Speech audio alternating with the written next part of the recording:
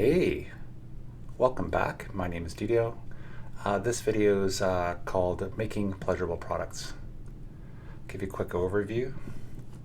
The framework I'm going to describe, it models 4 distinct pleasures that people derive in life. It is based on the writing of Tiger in The Pursuit of Pleasure.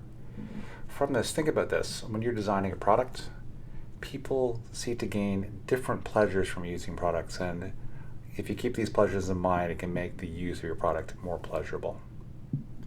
The 4 pleasures. First is physiopleasure. This relates to the body. It's the pleasure you get from your various sensory organs.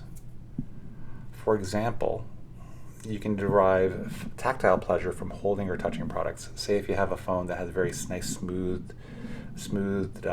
corners to it, it can be much more pleasurable than having one with sharper edges. From this, you want to design products that leverage sensory pleasures so that people derive a bodily pleasure from touching or seeing your product. Sociopleasure is the second. This is an enjoyment that we get and a pleasure we get from human relationships.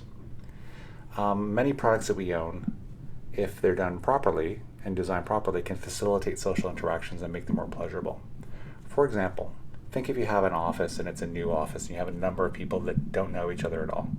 If you install a coffee maker, in the morning when people come in, they're a little bit tired, that coffee maker may provide a social gathering spot for people. So the product itself, the coffee maker, helps to encourage these types of human relationships.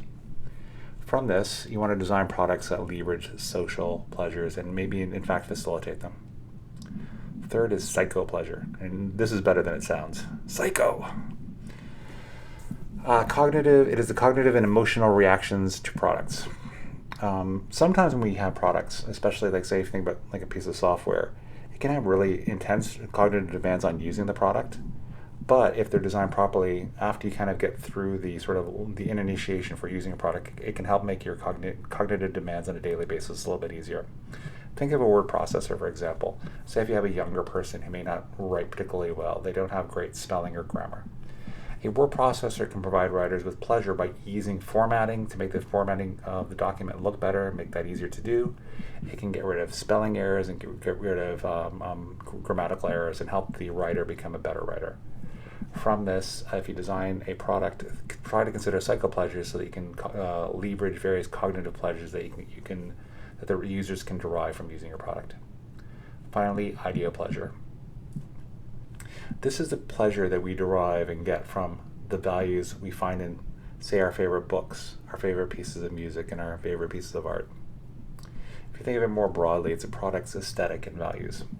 So, as an example, think if you're really environmentally conscious, and that's very important to you.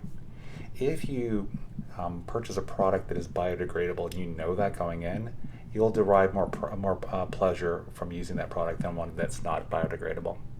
From this, try to design products that leverage the pleasures that people derive from their values. So if you know who your customers are going to be, the users, if you know the values that they may share, try to design with those in mind.